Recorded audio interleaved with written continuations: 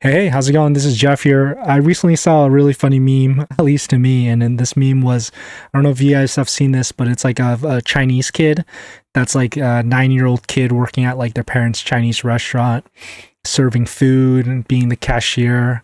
And man, the comments were just hilarious. And unfortunately for myself, I was actually one of those kids growing up very early on when I was in elementary school and middle school. My parents owned a small local Chinese restaurant in middle America in Oregon. And unfortunately for myself, I was one of those kids that had to go to the restaurant and do all kinds of work for the restaurant. And I learned a lot of great life lessons during this period of time. And I figured that overall, this would just be a funny story to be able to share for a couple reasons, right? I think that, of course, at the time, I was like definitely very traumatizing growing up with this, right? I'd rather have been playing video games or out with friends or whatever, maybe whatever elementary school fifth graders or second graders do.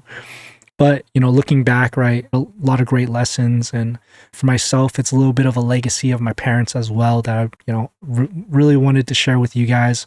And then third, if all else fails on that, I think it's just a really interesting story overall. And I just to hear about what it was like growing up and what it was like day in and day out living this lifestyle. And so I hope you guys enjoy the story. And I know there's now that I'm a little bit much older, I know there's a lot of folks that have similar stories. I'd love to hear yours as well. What other weird childhood upbringings you had. And so be happy if you shared. Okay, so to first start things off, I think it's important to build a little context and tell the story about how my parents actually got the restaurant in the first place. This is no story about some rich family that pulled together money and started this business and did all their logo design and got funding or whatever, something like that. In fact, it was like the complete opposite. My parents were actually working at this Chinese restaurant, this small Chinese buffet, in the town that we were in at the time.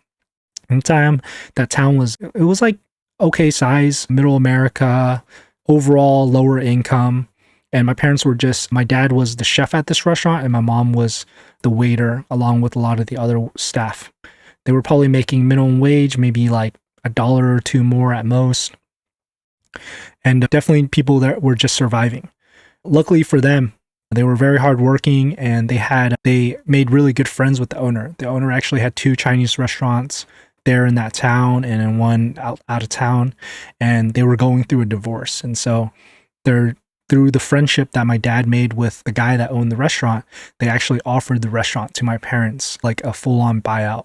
Everything included, all the equipment, the branding, the naming, all that good stuff.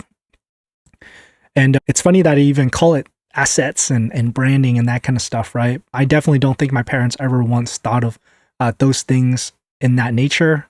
And what I mean by that is that although they did end up making the purchase, obviously, they never changed the name. None of the staff left except for maybe a couple folks.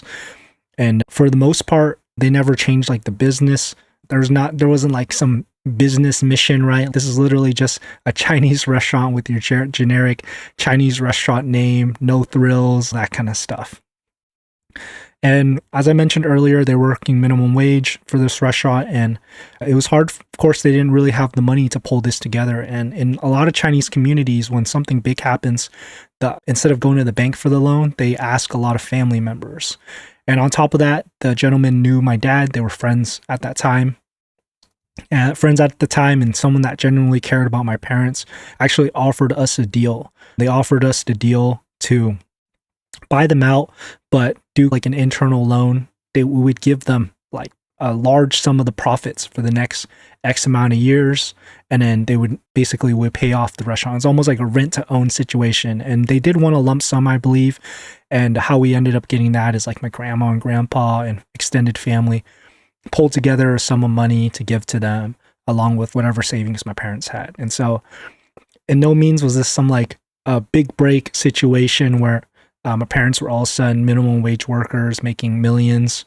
In fact, it was far from that. It was pretty much the complete opposite, where they did definitely make more money. But again, this was middle America, and they probably elevated themselves from making maybe minimum wage to probably about, I don't know, let's say $20 an hour or something like that, maybe 25.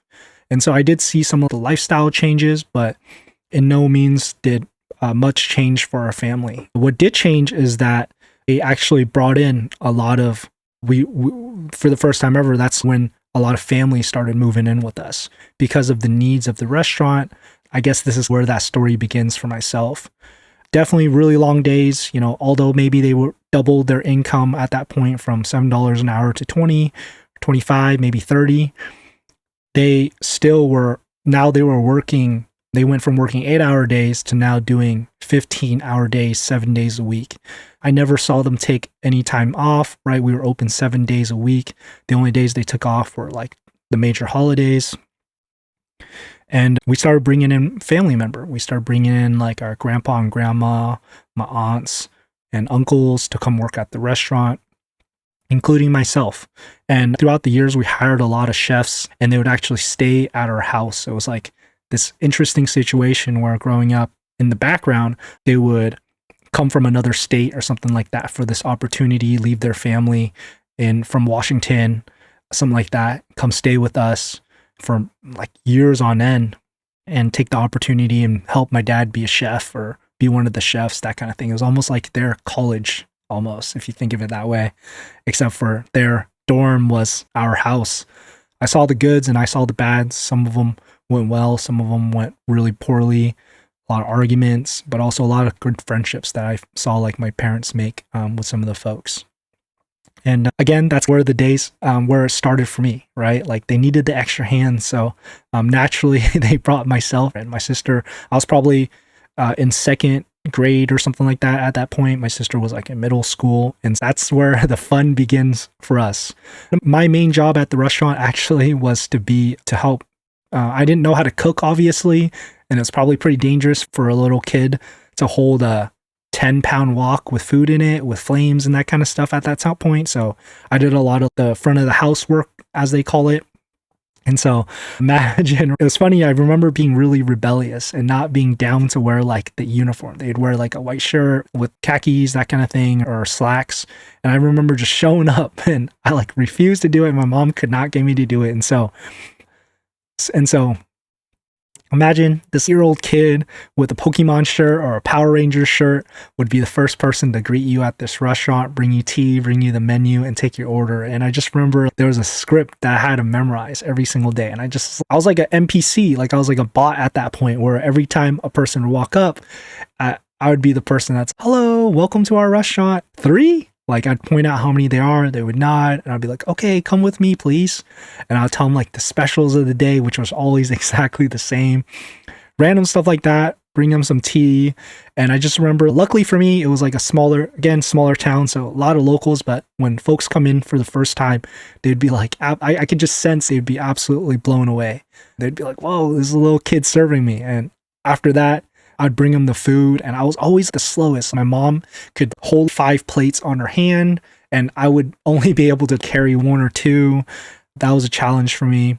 But I'd bring them their food, and at the end, I'd also be your cashier. So you give me your credit card or whatever it may be, you give me cash, I'd give you back some change or whatever. And that was actually my main job, especially during lunchtime. That was like the busiest time. Outside, for my personal life, right, I have absolutely resented this.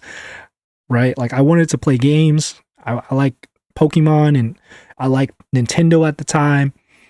I did not want to do any of this. I wanted to be home. I wanted to play Legend of Zelda all day long. I think it was a battle. It was definitely a battle every single day. And then on top of that, I'd work half days, and half days to them means I had to go with them. They would open at, I think, 10, I believe, but they had to get there at 8 to prep. So I'd get there at 8 or 9. My dad got there a little earlier, so I'd go with my mom at 9, I think.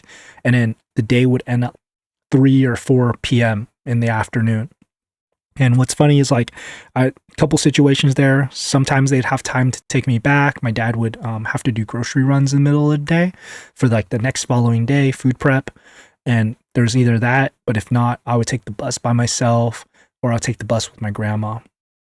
Other chores that I did was I folded a ton of dumplings and egg rolls.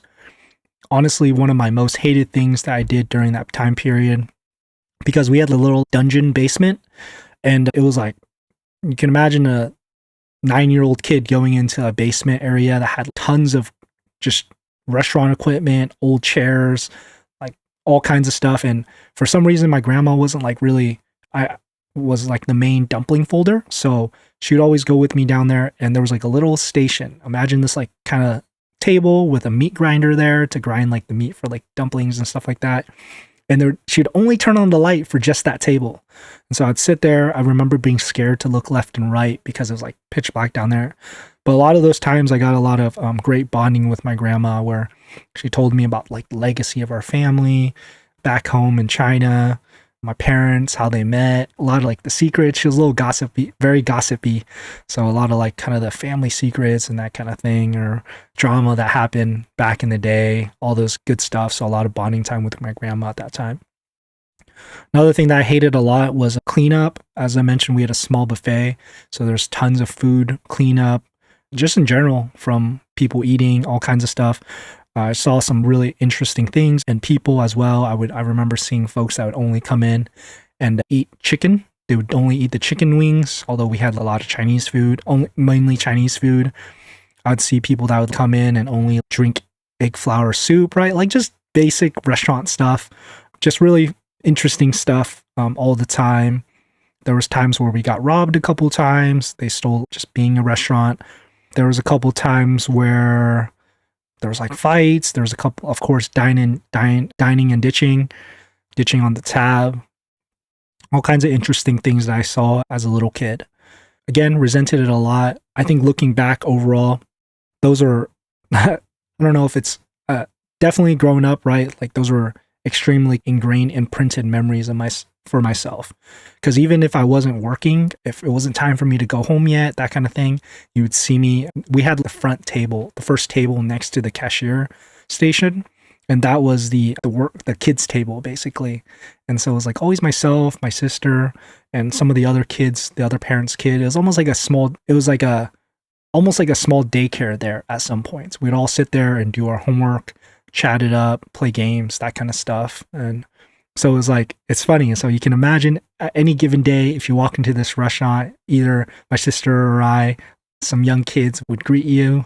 And on top of that, if we weren't greeting you, you'd see us doing homework, that kind of thing. One funny thing that I remember early on was there was like, at that time, it was really popular to do like this cash scam. So what happens is that they would pay you, they'd give you $10 to pay. And when you give them the change back, they would be like, hey, I gave you a 20. And, you know, at that point, it was like there wasn't that much technology at that point.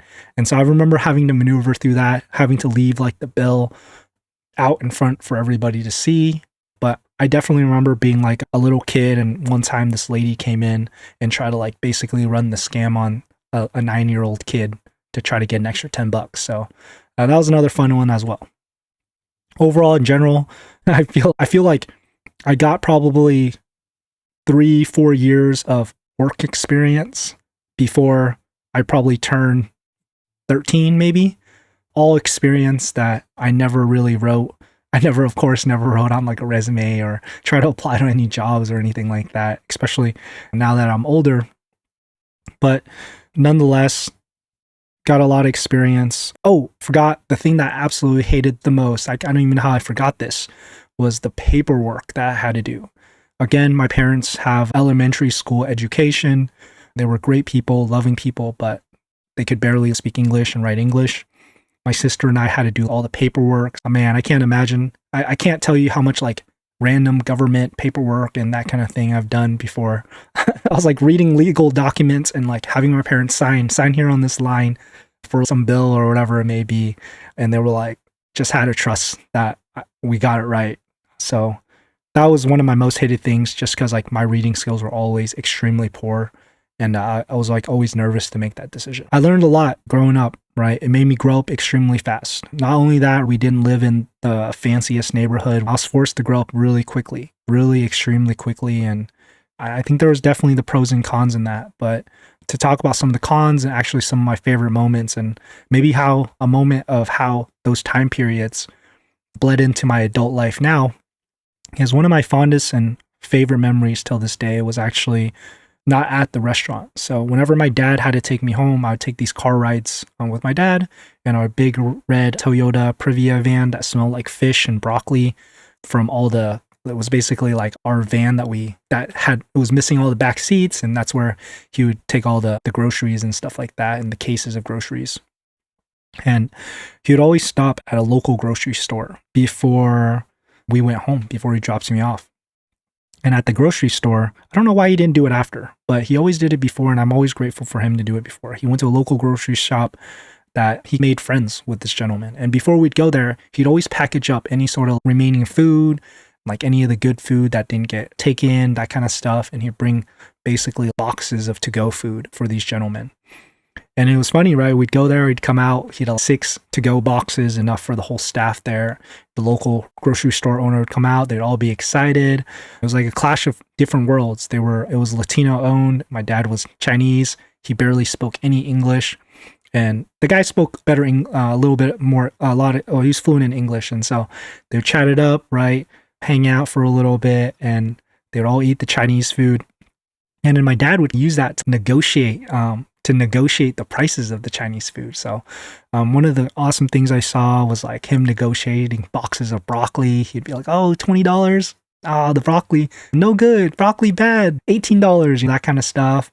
And always give the guy a hard time every single day, but it was like a friendly kind of hard time. And I remember seeing the guy one day, he got a new Mustang. He got a new Mustang at that time, and he made the license plate. It was said, "For my son." And I remember very early on, right, like during that day, he brings my dad over, and I'm sitting in our red van, and he brings my dad over to go look at the Mustang, and he was like telling him, the windows are open, so I'm listening in, and he's like telling him, hopefully I give this to my son one day. And I just saw like my dad, of course, has no idea. I think he understands the context. Like, oh, he sees this guy every day almost, so it's like new car for son. He understands those words. They're nodding, and it's like this moment of 2 small business owners just trying to provide for their family, making friends along the way, doing business deals every single day. And one of the carryovers for this moment is, now that I'm a software engineer,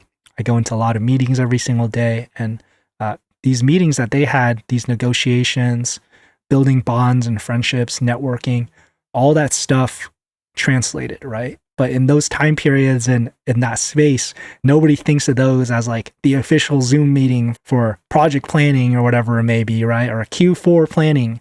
But in reality, that's exactly what those were. Those were setting up blueprints and future kind of strategies and business deals that they would do day in and day out. I mean, they were selling each other. They were selling us like probably hundreds, thousands of dollars of groceries every single month. And, every dollar counted, right? Once he gets $18 for that batch of broccoli, it's like, it's hard to go back to $20 the next day kind of thing. So really just great seeing that. And, I personally, for myself, I wasn't ever like the smartest kid in the world. In fact, I was pretty dumb, got bad grades most of my life. But I think that those moments I always could go back to those moments if I needed that extra push to keep myself going. And if you've seen my story before, you know that I did construction after college, and I didn't get the best grades after college and barely made it through. Went to like average college, nothing special, but what really took me and helped me get to the next level, especially in my software career, I really do think those moments early on and think about those times. It's, by the time I was 15, again, I probably had 3-4 years of full work experience. But not only that, I saw, outside of my own personal experience, I think I saw the grit and the hard work that I saw my parents go through day in and day out, never quitting, and the difficulties that they had and the sacrifices that they made firsthand on site with them every single day. And a lot of moments I'm really grateful for.